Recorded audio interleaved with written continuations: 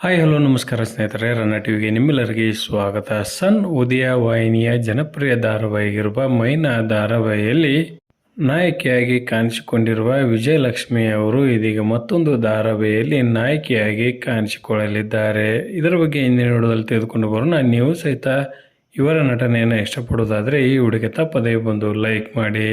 ಸನ್ ಉದಯ ಟಿವಿಯಲ್ಲಿ ರಾತ್ರಿ 9 ಗಂಟೆಗೆ ಪ್ರಸಾರವಾಗುತ್ತಿರುವ ಮೈನಾ ಧಾರಾವಾಹಿಯಲ್ಲಿ ಮೈನಾ ಪಾತ್ರವನ್ನು ನಿರ್ವಹಿಸಿಕೊಂಡು ಹೋಗುತ್ತಿರುವ ವಿಜಯಲಕ್ಷ್ಮಿ ಅವರು ಇದೀಗ ಮತ್ತೊಂದು ಧಾರಾವಾಹಿಯಲ್ಲಿ ನಾಯಕಿಯಾಗಿ ಕಾಣಿಸಿಕೊಳ್ಳಲಿದ್ದಾರೆ.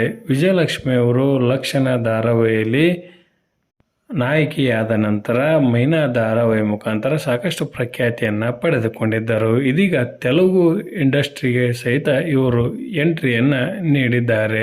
ಸಿರಿಮಲ್ಲೆ ಪೂವು ಎಂಬ ಧಾರಾವಾಹಿಯ ನಾಯಕಿಯಾಗಿ ವಿಜಯಲಕ್ಷ್ಮಿ ಅವರು ಕಾಣಿಸಿಕೊಳ್ಳಲಿದ್ದಾರೆ. ಈ ಟಿವಿ ತೆಲುಗಿನಲ್ಲಿ ಪ್ರಸಾರವಾಗಲಿರುವ ಈ ಧಾರಾವಾಹಿಯಲ್ಲಿ ವಿಜಯಲಕ್ಷ್ಮಿ ಅವರು ನಾಯಕಿಯಾಗಿ ಬಣ್ಣ ಹಚ್ಚಲಿದ್ದಾರೆ.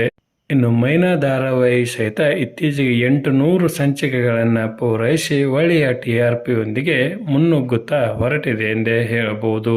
ಸದ್ಯ ಎರಡೂ ಧಾರಾವಾಹಿಯಲ್ಲಿ ನಟನೆಯನ್ನ ಮಾಡುತ್ತಿರುವ ಕಾರಣಕ್ಕಾಗಿ ಮೈನಾ ಧಾರಾವಾಹಿಯಲ್ಲಿ ಇವರ ಅನುಪಸ್ಥಿತಿ ಸ್ವಲ್ಪ ಕಾಡಲಿದೆ ಎಂದೇ ಹೇಳಬಹುದು. ಇದರ ಬಗ್ಗೆ ನಿಮ್ಮ ಅನಿಸಿಕೆಯನ್ನು ತಪ್ಪದೇ ಕಮೆಂಟ್ ಬಾಕ್ಸಲ್ಲಿ ತಿಳಿಸಿ. ಧನ್ಯವಾದಗಳು. ನಮಸ್ಕಾರ.